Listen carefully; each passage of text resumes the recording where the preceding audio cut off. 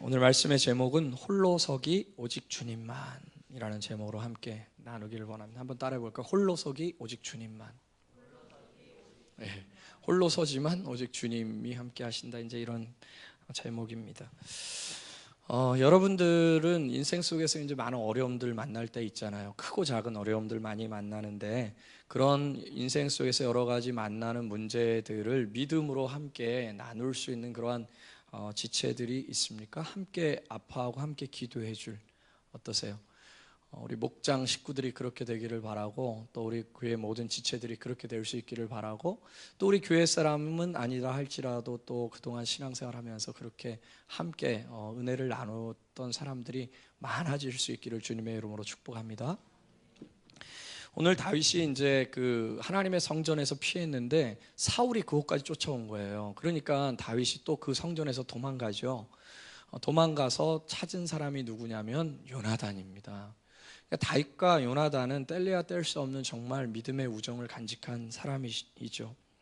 요나단은 그야말로 사울의 아들이었고, 어떻게 보면 다윗이 요나단을 끊임없이 의심할 수 있는 환경에 있었고, 그리고 요나단은 다윗을 끊임없이 시기할 수 있는 환경이 있었어요.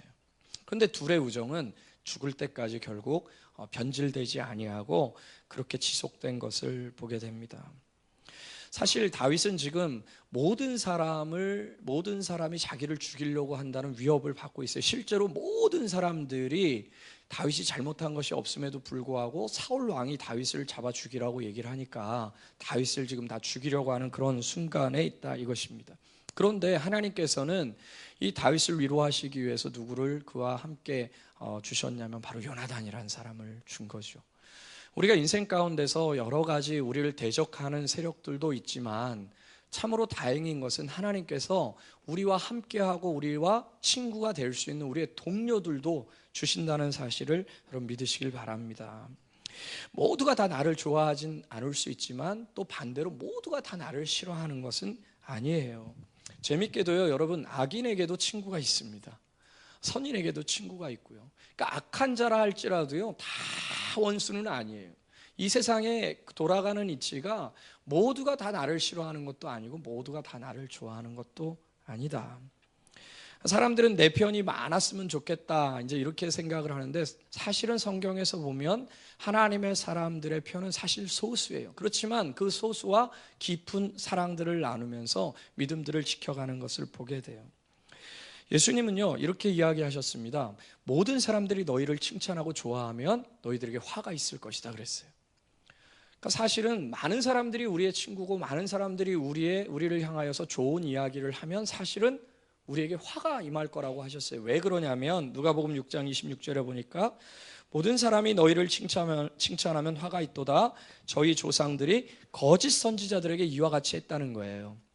무슨 말입니까? 우리를 다 칭찬하고 우리를 다 좋아하면 어떻게 우리가 행동했기 때문에 우리를 다 좋아하고 우리를 칭찬하냐면 거짓 선지자처럼 행했다는 거예요. 거짓 선지자는 어떻게 행하는 겁니까? 한마디로 그 사람들에게 비유를 맞추면서 그 사람이 듣기 좋은 소리들로 사탕발림하는 사람이 거짓 선지자 아닙니까?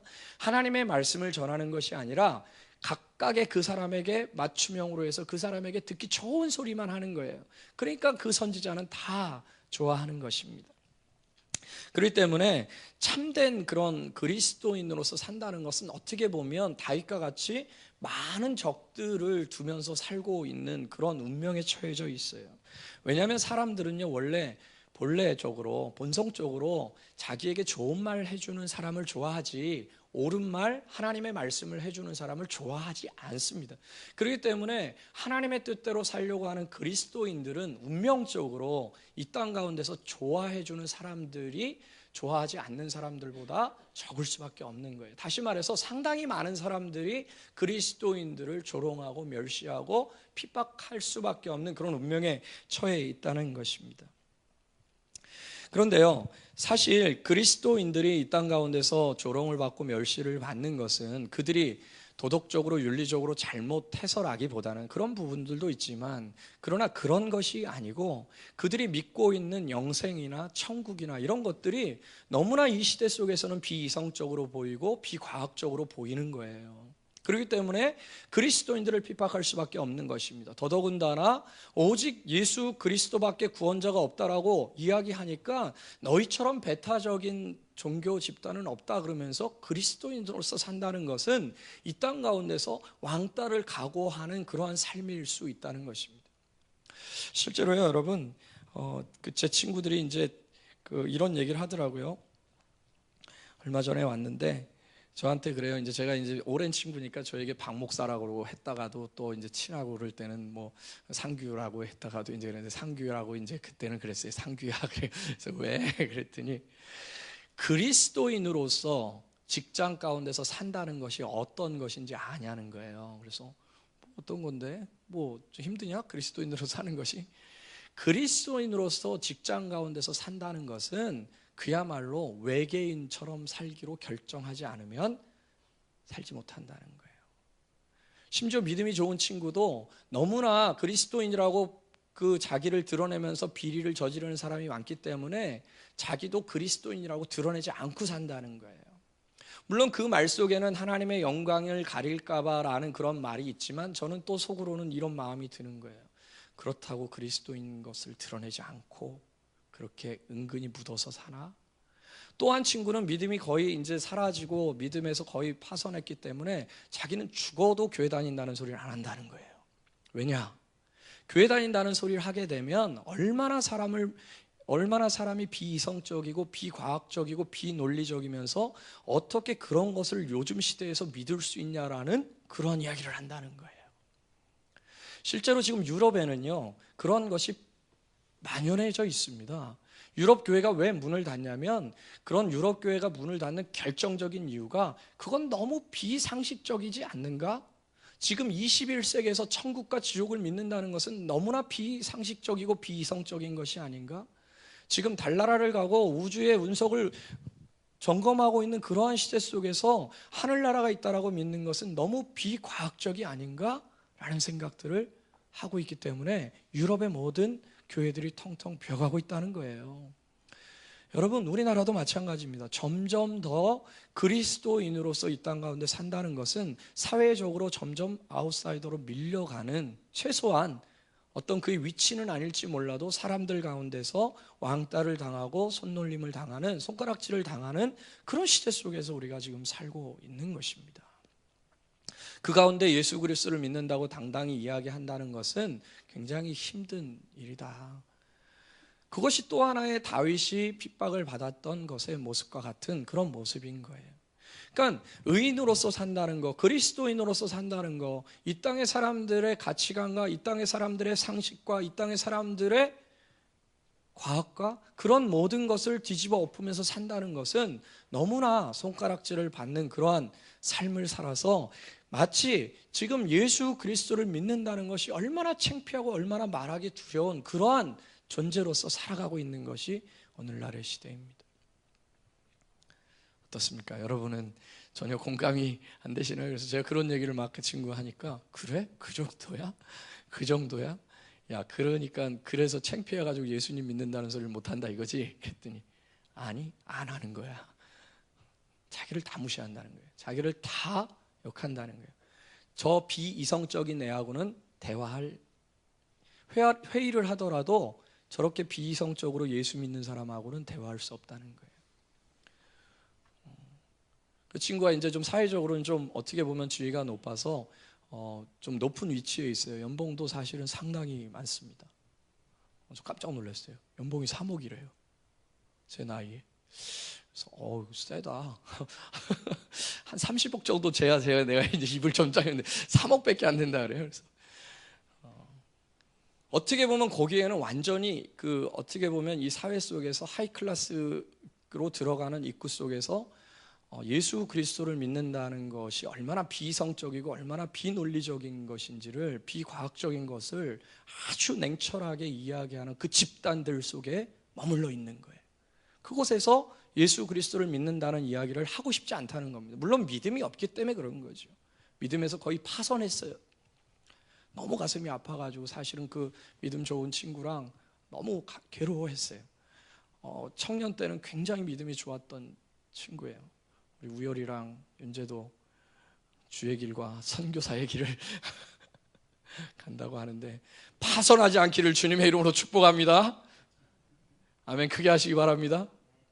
아이, 너무 작아. 아멘. 예, 그 친구도 그렇게 크게 했어요. 예. 그런데 세상 가운데서 그리스도인으로서 산다는 것이 그렇다는 거예요. 그러나 우리는 그 정도까지는 아닐지라도 이 세상의 기준과 인본주의적인 사고와 마치 세상의 평등과 사랑을 이야기하며 자유를 이야기하는 그들의 소리 속에서 맞서서 하나님의 말씀이 중요한 것이고 하나님은 살아계시다라고 외치는 것이 이 땅 가운데서 얼마나 소외되고 얼마나 왕따를 당할 수밖에 없다는 사실들을 이미 우리는 알고 있죠. 그래서 오히려 예수 그리스도를 믿는다는 것에 대해서 창피하게 여기고 그리고 부정적으로 생각하는 것이 그리스도인들에게도 만연되어져 있는 사고가 아니겠습니까? 그러나 어떻게 보면 내 주변에 사람이 아무도 없고 내가 예수님을 믿는다고 얘기했을 때 나에게 박수를 쳐주고 칭찬을 해주고 정말 하나님을 믿는 신실한 자구나 라고 얘기할 수 있는 사람이 아무도 없는 것처럼 보이지만, 그러나 하나님께서는 요나단 같은 그런 믿음의 사람을 반드시 준비하신다는 거예요. 다윗에게도 아무도 갈 곳이 없었지만 요나단이라는 걸출한 믿음의 인물이 있었어요. 이 둘만 있다면 얼마나 행복합니까? 이 둘은 너무나 행복한 그런 것이에요. 이 둘을 방해하는 사울이 있었기 때문에 사실은 이들이 불행한 어떤 그런 상황들 가운데 계속 걸려 넘어지는 것이지, 이 둘만 있으면 너무나 행복하고 너무나 아름다운 관계가 형성이 되었던 것입니다. 여러분, 그렇습니다. 다윗과 요나단이 하나님 앞에서 가졌던 그들의 모습, 그 안에서 정말 진정한 행복과 만족이 있었어요. 더 이상 다른 어떤 것들이 필요치 않았던 자들이었지만 자꾸 세상은 이러한 관계들을 깨트리고 넘어뜨리면서 세상의 좋은 것들로 행복을 누리라고 자꾸 유혹을 하고 있는 거예요. 그렇습니다, 여러분. 이런 이야기가 있어요. 그 휴렛 패커드라고, 여러분 HP 그 프린터 만드는 그런 회사 아시죠? 그 회사의 이제 CEO를 지냈던 칼레 피오리나라는 사람이 그 책에 이런 글을 써놔서 재미있어서 한번 가져봤습니다.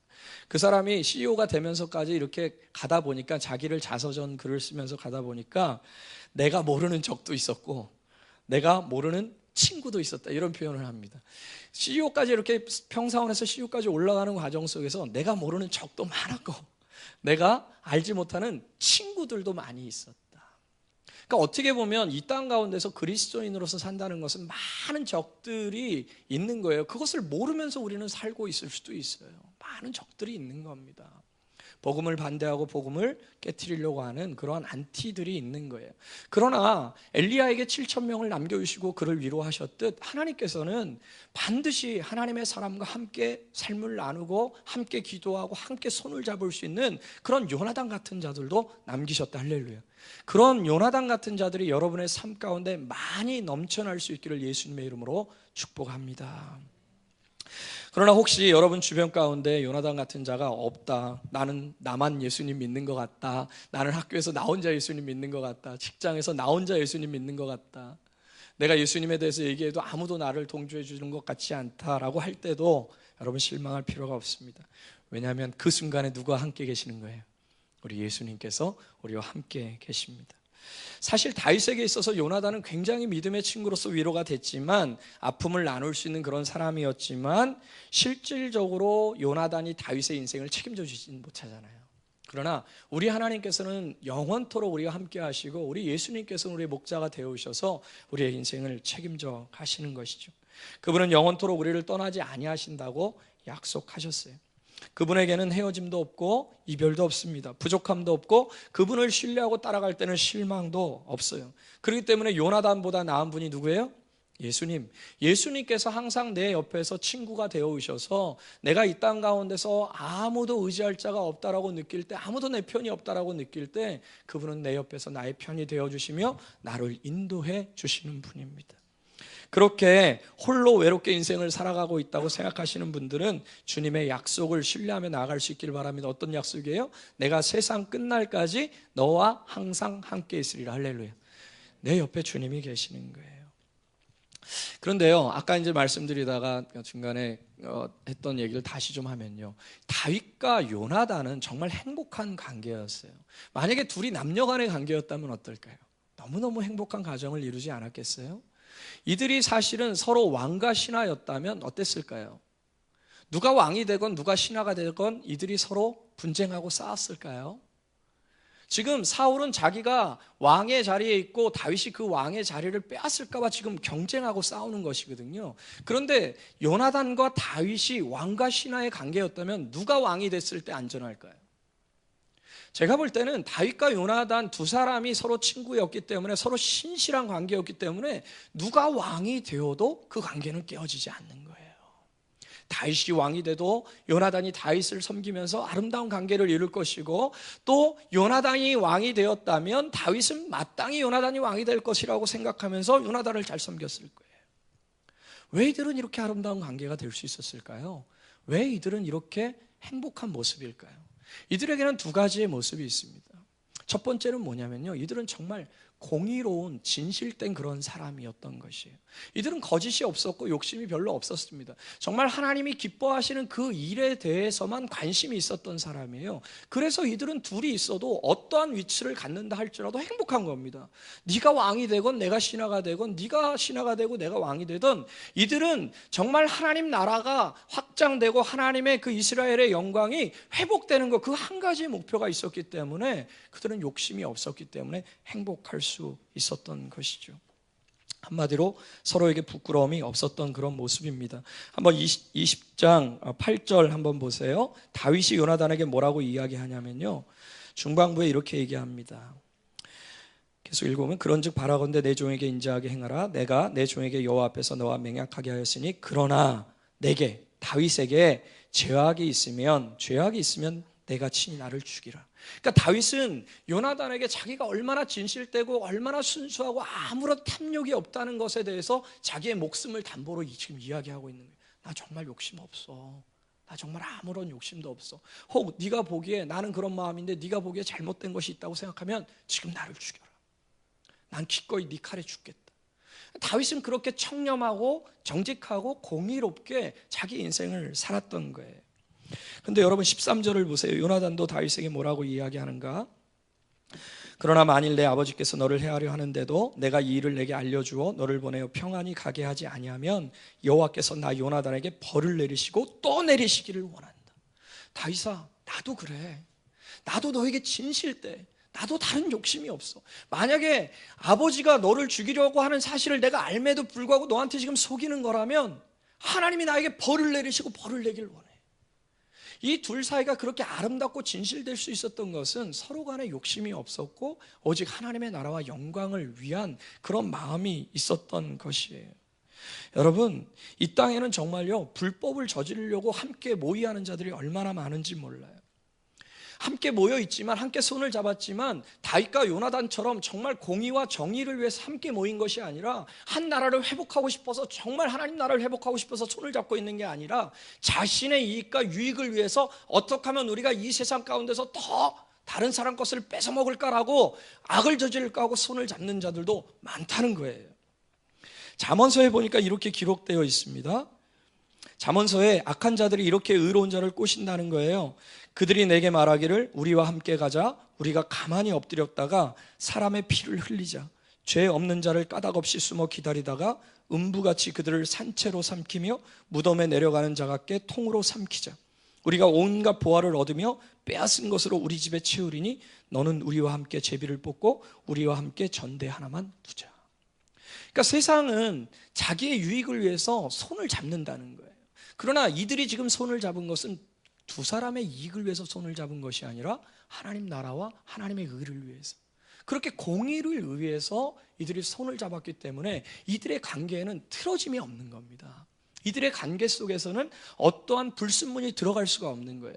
이 땅의 모든 관계 가운데요, 하나님의 나라를 위하라는 공통의 목표와 꿈을 갖고 있다면 그 관계는 순수성이 보존되는 거예요. 그러나 그 관계가 서로의 이익과 서로의 유익을 위해서만 한다면요, 탈취물을 가지면서도 한 사람 찔러 죽이게 되어 있는 거예요. 자기가 더 많이 갖고 싶어가지고. 그것이 이 땅의 사람들의 모습이라는 거예요. 사랑하는 여러분, 여러분과 관계하는 모든 사람들이 오직 한 가지의 목표, 하나님의 나라와 의를 이루고자 하는 그 거룩한 목표로 함께 손을 잡을 수 있기를 예수님의 이름으로 축복합니다. 이들에게는 당연한 사실이겠지만 두 번째로 이들은 정말 하나님이 중요했어요. 이들 사이에는 하나님이 계셨어요. 둘만 있질 않았단 말이에요. 요나단은 다윗을 더 많이 사랑했는데요, 다윗을 사랑하면서 요나단이 이야기한 구절들을 보면 그가 얼마나 하나님을 의지했던 것을 보게 됩니다. 우리 14절 16절 한번 보세요. 요나단이 다윗에게 이렇게 이야기합니다. 너는 내가 사는 날 동안에 여호와의 인자하심을 내게 베풀어서 나를 죽지 않게 할 뿐 아니라 여호와께서 너 다윗의 대적을 지면에서 다 끊어버리신 때에도 너는 내 인자함을 내 집에서 영원히 끊어버리지 말라 하고, 이에 요나단이 다윗의 집과 언약하기를 여호와께서는 다윗의 대적을 치실지어다 하니라.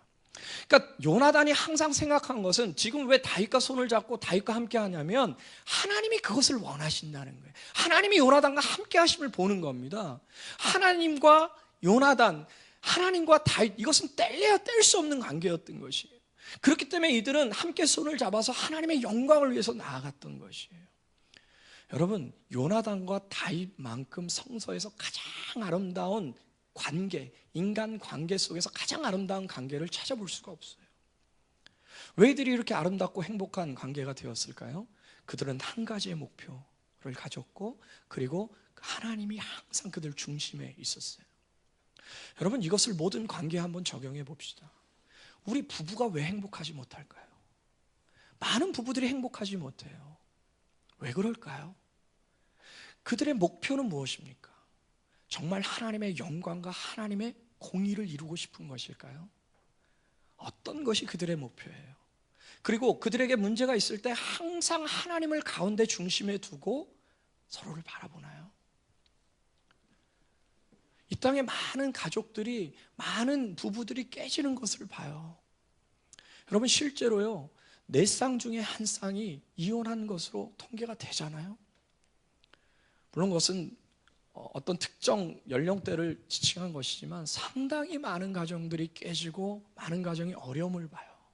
아니, 깨지지 않았다 할지라도 부부간에 깊이 서로 사랑하고 다윗과 요나단처럼 이들이 서로 여인의 사랑보다도 승했는데 이들이 서로 남녀간의 관계였다고 생각해 보세요. 얼마나 행복하고 얼마나 값진 인생입니까? 이것이 단순히 남녀가 아니더라도 부모와 자식도 마찬가지고, 친구와 친구도 마찬가지고, 교인과 교인도 마찬가지예요. 다윗과 요나단과 같은 그런 관계를 우리가 가질 수만 있다면 이들이 누가 왕이 되든 누가 신하가 되든 누가 더 많이 갔든 누가 덜 갔든 이들에게 불행이라는 것은 없죠. 이들은 그냥 함께 있고 싶은 거예요. 함께 하나님 나라를 위해서 함께 일하고 싶은 겁니다. 오직 하나님의 나라를 위한 그 목표를 두고 달려가는 거예요. 그래서 이들은 그렇게 행복할 수 있었고 성경상에서 가장 아름다운 모습으로 가질 수 있었던 것이죠. 여러분, 둘이 있어서 행복할 수 있고요, 둘이 있어서 불행할 수 있습니다. 둘이 있어서 행복하면 혼자 있는 것보다 100배 행복하고요, 둘이 있어서 불행하면 혼자 있는 것보다 100배 불행해요. 참 재밌죠? 똑같은 둘인데 어떤 둘은 혼자 있을 때보다 100배 행복하고 어떤 둘은 혼자 있을 때보다 100배 불행해요. 왜 그럴까요? 이 땅의 모든 사람은 혼자 살 수 없도록 하나님이 만드셨어요. 아담과 하와를 만드셨고 모든 사람들을 만드셨어요. 천국에도 나와 하나님만 둘이 있는 것이 아닙니다. 많은 사람들이 함께 있죠. 그러므로 우리의 중요한 사명은 무엇이냐면 우리는 관계가 있는 만큼 사랑을 회복할 수 있고 행복을 회복할 수 있어야 돼요. 그 관계 속에서 아름다움을 느낄 수 있어야 돼요. 그게 우리의 중요한 사명 중에 하나예요. 우리의 중요한 사명은 어떤 많은 재산을 증식시키는 것이 아니죠. 그리스도인들의 중요한 사명 중에 하나는 내 모든 관계를, 지금은 비록 부족하고 지금은 비록 연약하지만 다윗과 요나단처럼의 관계로 만들어가는 것, 그것이 그리스도인들의 주요한 사명이라는 것이죠. 그렇습니다. 그렇게 만들어갈 때 우리의 삶은 좀 더 풍요로워지고요, 좀 더 행복해집니다. 무엇과 비교해서? 돈이 많을 때보다, 내가 넓은 집에 있을 때보다 좀 더 행복해집니다. 좀 더 풍요로워져요. 그렇기 때문에 우리의 사명은 가치 있는 것이고, 그러한 사명을 향해서 나아갈 때 하나님께서는 더 많은 복을 부어주시는 것이죠. 여러분, 선과 악은 공존할 수가 없습니다. 빛과 어둠은 함께 있을 수 없어요. 성경에 보니까 믿지 않는 자와 멍에를 같이 하지 말라 그랬어요. 이것을 이제 믿지 않는 남자와 여자랑 결혼하지 말라 이렇게도 많이 사용하는데, 단순히 그런 개념이 아니고 하나님을 경외하는 그 꿈과 하나님을 향한 비전이 틀렸을 때 어찌 행복할 수 있냐 이거예요. 벨리알과 참, 이게 바알을 이제 벨리알이라고 이렇게 하는데, 바알과 하나님과 어떻게 겸하여 섬기겠냐 이거예요. 빛과 어둠이 어떻게 공존하겠냐 이것입니다. 의와 불법이 어찌 함께 하겠냐는 거예요. 함께 할 수 없다는 겁니다. 함께 할 수 없는 그 존재 둘이 모이면요, 그것만큼 불행하고 그것만큼 부조화스러운 게 없죠. 어떻게 보면 이 땅이 불행한 것은 그렇게 하나님의 가치에 한 마음을 품고 그렇게 하나님으로 인한 관계들을 해석하지 못하기 때문에 불행한 것은 아닐까요? 그죠? 너무나 많이 자신의 욕심들을 드러내고 자기의 주장들을 드러내고 하나님이 기뻐하시는 그 자리 가운데 나아가려고 하지 않고, 그리고 엎드려서 하나님이 지금 이 순간 내 남편에게, 내 아내에게, 내 자녀에게, 내 친구에게, 내 부모에게 무엇을 원하실 것인가에 대한 깊은 자각들을 하지 못함으로 인해서 발생되는 불행들이 돈이 없어서 생기는 불행보다 훨씬 더 크다고 봅니다.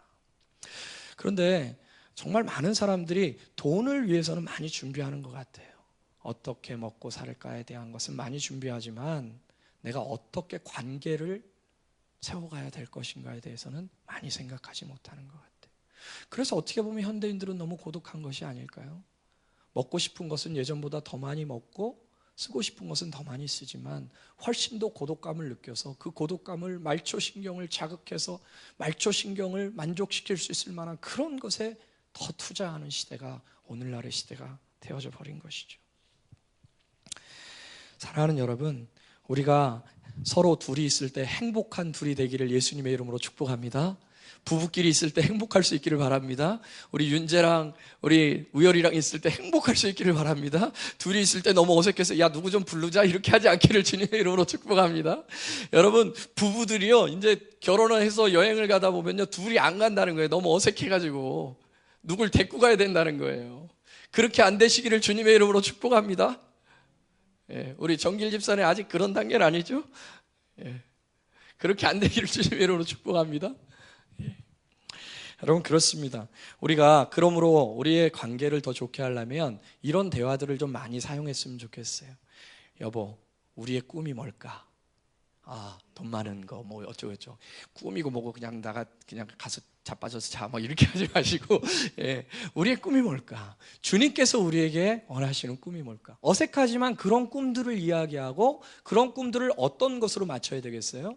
하나님이 정말 원하시는 그러한 나라는 어떤 걸까? 그런 가정은 어떤 걸까? 부족하지만 너나 그런 짓 잘해, 너나 그런 짓 잘해 이런 것이 아니라 능력을 따지지 말고 하나님이 기뻐하시는 것에 대한 이야기들을 좀 더 많이 갖는 거예요. 그런 대화들을 좀 더 우리가 많이 해나가는 겁니다. 목장 시간에 모여서도 맨날 누구 사업이 잘 됐고 어디가 잘 나갔고 이런 얘기하는 게 아니라 어떻게 하면 이 목장에 하나님이 기뻐하시는 목장으로 자라갈 수 있을까? 어떻게 하면 하나님이 너와 나 사이에 서로 사랑할 수 있도록 도와주실까? 그러면 그 목장을 한번 생각해 보세요. 그 목장이 다윗과 요나단의 행복을 누리지 못하겠습니까?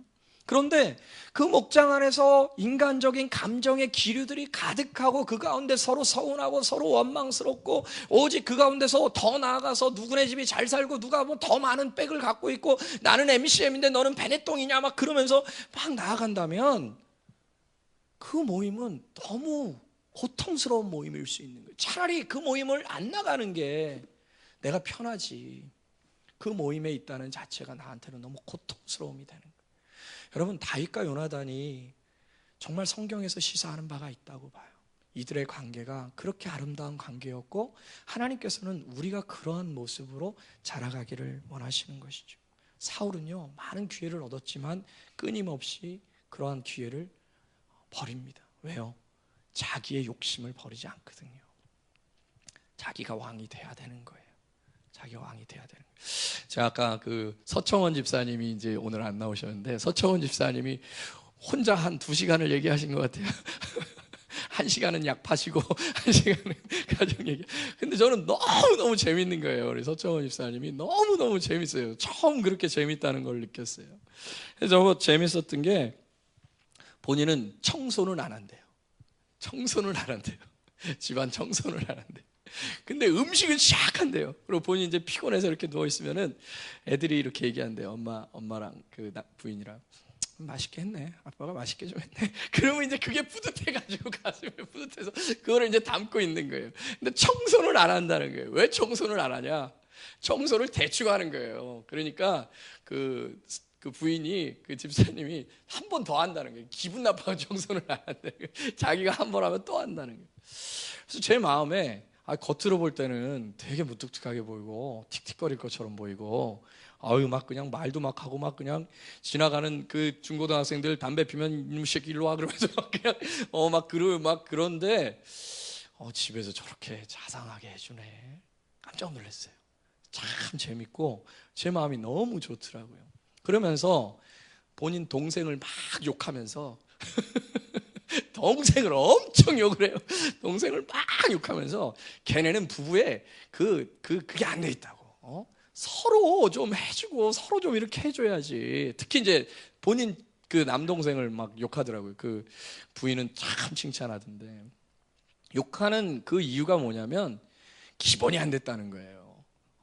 부인을 위해서 좀 이렇게 하고 좀 이렇게 해야지. 그래서 제가 그랬어요. 한마디 던졌어요. 그냥 인사말로 던진 거거든요.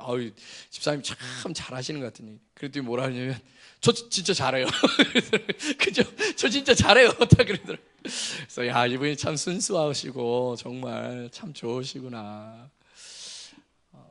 물론 그래서 제가 그랬어요. 그래 둘의 관계는 그러면 아주 행복합니까? 그랬더니 그렇지는 않대요. 그렇지는 않대. 그러면서 뭐라 그러냐면 동생보다는 행복하다는 거예요. 동생보다는 낫다는 거예요. 동생보다는. 근데 제가 볼 때 제가 이제 칭찬을 좀 해주고 싶은 게 뭐냐면, 없지만 참 노력한다. 참 열심히 한다. 그 과정 속에서는 어떻게 보면 하나님을 믿는 사람이고, 내가 하나님을 믿는 사람으로서 어떻게 가정 가운데 아빠로서 또 남편으로서 해야 될 것인가에 대한 생각을 하고 있는 거겠죠. 완전하진 않지만 사실 우리는 완전한 존재가 아니에요.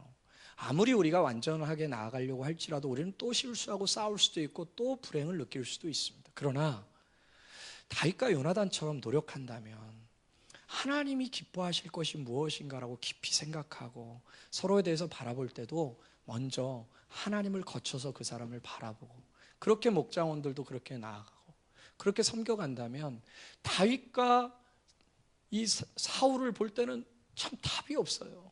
그러나 다윗과 요나단의 이야기는 계속 보고 싶어요. 다윗이요 요나단이 죽었을 때 통곡을 하고 옵니다. 그러면서 그 성경의 기자는 다윗의 통곡을 뭐라고 표현하냐면 저가 요나단을 사랑하기를 여인의 사랑보다 승하였다, 이렇게 표현해요. 그럼 모든 관계가 이렇게 될 수 있다면, 나와 너는 상관없다라고 얘기한다면 우리는 교회를 모르는 거예요. 교회를 다니면서도 나와 하나님과의 관계만 있는 거지 나와 너의 관계는 별로 중요치 않아 라고 얘기한다면 그것은 하나님의 마음을 모르는 거예요. 하나님의 가슴에 못을 박는 거예요. 하나님은 정말 주목해서 보시고 싶은 것들이 바로 다윗과 요나단과 같은 그런 관계죠. 요나단의 이야기를 하다 보니까 너무 길어져서 정말 이야기하고 싶은 것들이 좀 끊어졌는데요. 여러분, 이제 다윗과 요나단이 어쩔 수 없이 하나님의 인도하심에 따라서 서로 헤어집니다. 그리고 다윗은 이제 홀로 서기를 하죠. 그 과정에서 어떻게 보면요, 여러분, 성경에서 다윗이 홀로 서는 기간이 20년입니다. 13년 동안 그는 방황하면서 지내고, 그리고 13년 또 7년 후에 온 이스라엘의 왕이 될 때까지 유다의 왕만 됩니다. 20년 동안 어떻게 보면 다윗은 하나님이 버리신 듯한 그런 모습으로서 모든 사람에게 버림을 받는 그런 모습으로서 살죠. 그런데요, 여러분, 이것을 꼭 기억하십시오. 하나님께서는 오직 하나님만을 의지하게 하기 위해서 우리 주변 사람들을 떨쳐버릴 때가 있어요. 그리고 돈을 떨쳐버릴 때가 있어요. 이미 우리는 그것을 잘 알고 있지 않습니까? 우리에게 돈이 없어지는 것, 그것은 다시 한번 생각해 볼 것이에요. 네가 정말 하나님만을 의지하고 있는가? 주변에 사람들이 떨어져 갈 때 한번 다시 생각해 봐야 돼요. 네가 정말 그 사람을 의지하는 게 아니라 하나님을 의지하는가? 오늘 말씀의 준비는 아니지만 이 이야기를 마치고 한번 오늘 말씀을 마치고 싶은데요. 저희 집 얘기인데 죄송하지만 저희 집 얘기입니다. 저희 집이 이제 그 어린이집을 지금 몇 개월째입니까? 3월부터 3, 4, 5 이제 하는데 사실은 이제 1월 달부터 어린이집을 인수했기 때문에 1월 달부터 이제 월세를 계속 100만 원 이상씩 내야 되는 그런 상황이에요. 그런데 사실은 인원수가 제가 그 송구 영신 예배 때 아마 했던 것 같은데 그때 하나님이 사랑의 어린이집 사랑하면은 갚아주시지 않겠습니까? 라고 제가 담대하게 선포한 거 기억하시나요 혹시? 예, 그러고 나서 5개월이 지났는데 사실은 그렇게 떵떵거릴 만큼의 상황은 안 돼요. 물론 다른 주변의 그런 어린이집들보다 하나님은 많은 은혜를 주셨어요. 제가 정확한 그런 안의 속사정은 모르지만 계속 마이너스를 메꿔야 되는, 우리가 돈을 이제 계속 빚을 져야 되는 그런 상황들이 됐었어요. 근데 집사람이 오늘 전화 한 통화를 해요. 그러면서 자랑하고 싶었던 것 같아요. 저한테 은우 등록했다. 그러는 거예요. 은우라 하면 이제 그 어린 아이 하나가 이제 등록했다는 거예요. 그러면서 이제 마음이 좋은 거죠. 근데 제 마음에 그 과정에서 집사람이랑 저랑 여러 가지 이제 불안한 상황들이 계속 되니까 이제 어떻게 이 상황들을 좀 헤쳐나갈 거 볼까 하면서 이것도 해볼까 저것도 해볼까, 우리 집사람 막 부업 같은 거 찾아보고 막 그래가지고 제가 때려쳐라 그러고 뭐 갑자기 뭐 어디를 출근을 한다는 거예요. 그래서 다 때려쳐, 그럼 다 때려치고 다 정리하고 다 끝내버려. 그렇게 예수님 믿을 거면은 끝내버려. 집사람이 사실은 저보다 믿음이 좋거든요. 근데 이제 그런 이제 그 마음이 있다 보니까 그런 표현을 할 때 제가 좀 과잉 반응을 하는 거죠. 그러려면 다 때려치고, 다 때려치고, 뭐든지 다 때려치고, 목사도 다 때려치고, 다 끝내고 그냥 우리는 장사하면서 살자.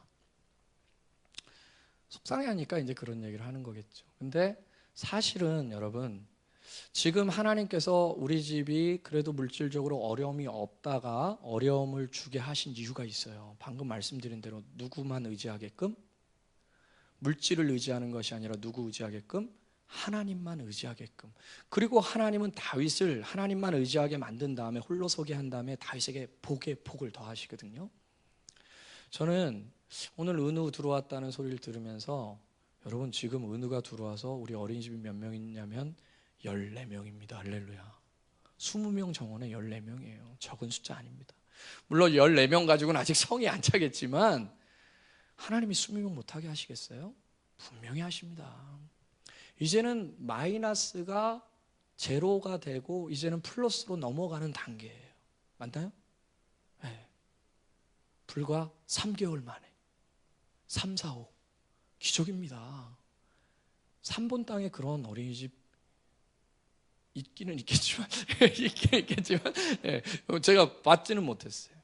하나님께서 더 안 해주시겠어요? 하나님이 테스트 하시는 거예요. 네가 어떻게 할래? 오직 주님만 섬길래? 안 할래? 그 테스트 기간이 1년이 됐든 10년이 됐든 우리는 그것을 정하는 게 아니에요. 하나님이 정하시는 겁니다. 그거는 다윗이 20년이었고 요셉은 13년이었어요. 요셉은 팔려가서 노예 때부터 완전히 홀로서기를 합니다. 그러나 그는 비록 색동옷은 못 입었고 노예복을 입었고, 그리고 비록 맛있는 음식은 먹지 못하고 노예들이 먹는 그런 쓴 나물을 먹고 자랐지만, 여러분 제가 말씀드리고 싶은 것은 세상 것들이 멀어지면 멀어질수록 하나님은 가깝다. 할렐루야. 세상 것이 멀어지면 멀어질수록, 사람이 내게 멀어지고 멀어질수록, 물질이 멀어지면 멀어질수록 하나님은 내 가까이 계신 거예요. 그리고 내가 그 가까이 계신 분을 더 체험하게 되는 겁니다. 그러다가 또 하나님이 복 주시면 사람이 망각의 어떤 은사가 있어가지고 자꾸 또 까먹고 막 그곳에 그래요. 그럼 하나님이 또 슬그머니 빼세요. 왜요? 우리 하나님 질투의 하나님이시기 때문에 하나님만 의지하도록, 하나님만 붙들도록 그렇게 하시는 거예요. 여러분 두려워하지 마십시오.